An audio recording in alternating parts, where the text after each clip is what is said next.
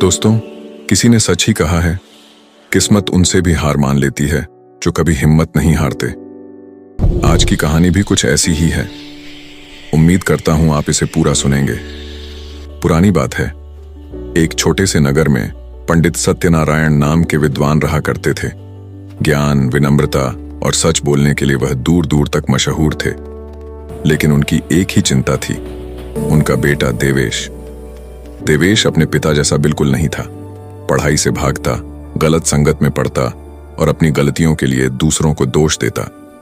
पंडित जी डांटते तो उल्टा जवाब देता, आपकी विद्या ने आपको क्या दिया, मैं तो अपना तरीका अपनाऊंगा। पंडित जी दुखी रहते, कर्म का रास्ता छोड़ देगा तो एक दिन पछताएगा। एक दिन अचानक देवेश ने अपने दोस्तों के साथ मिलकर गांव के एक व्यापारी से सामान चुराने की कोशिश की, लेकिन चोरी पकड़ ली गई। व्यापारी ने सबको छोड़ दिया, सिर्फ देवेश को पकड़कर राजदरबार ले गया, क्योंकि वह विद्वान पंडित का बेटा था।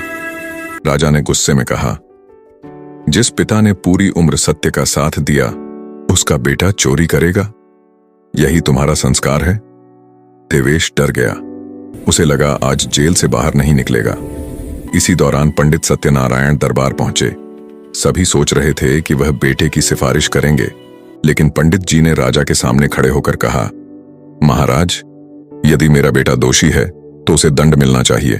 अपराधी का साथ देना भी अपराध है। पूरा दरबार स्तब्ध रह गया। देवेश रोने लगा, पिताजी, मुझे बचा लीजिए। पंडित जी ने कहा, मैं तुम्हें सिर्फ एक ही चीज दे सकता हूं, सीख, बचा नहीं सकता। राजा ने देवेश को जेल नहीं भेजा, लेकिन उसे गांव से निकाल दिया।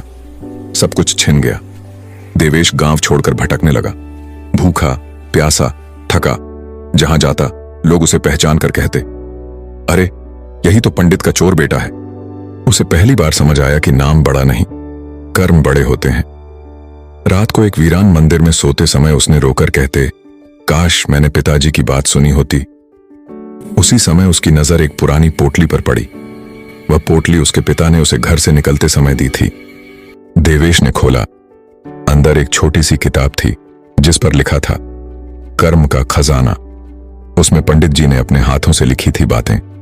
झूठ से शुरू हर कदम अंत में अंधेरा देता है।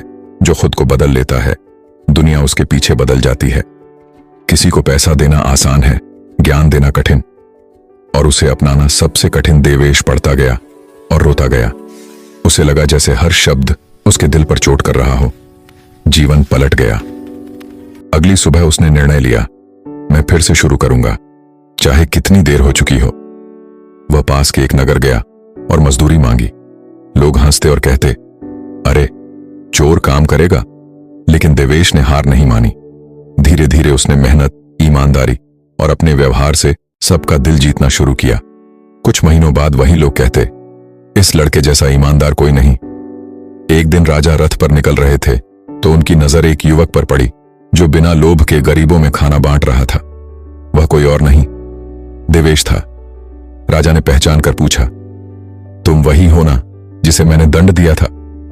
देवेश ने कहा, हां महाराज, लेकिन दंड नहीं, वह तो मेरी जिंदगी का सबसे बड़ा वरदान था। राजा ने प्रभावित होकर कहा, आज मैंने देखा, महान सिर्फ पंडित नहीं, उनका बेटा भी है। राजा ने देवेश को अपने राज्य का नैतिक शिक्षा अधिकारी बना दिया। देवेश ने झुककर कहा, मैंने सीखा है, गिरना बुरा नहीं, गिरकर वही रह जाना बुरा है। दोस्तों, यह कहानी सिखाती है, बुराइयां छोटी हों या बड़ी, समय रहते छोड़ दो। कर्म हमेशा साथ देता है, किस्मत नहीं। बदलाव असंभव नहीं, बस शुरुआत मुश्किल होती है। और याद रखो, जिस दिन हम खुद को सुधार लेते हैं, उसी दिन किस्मत खुद सुधार जाती है।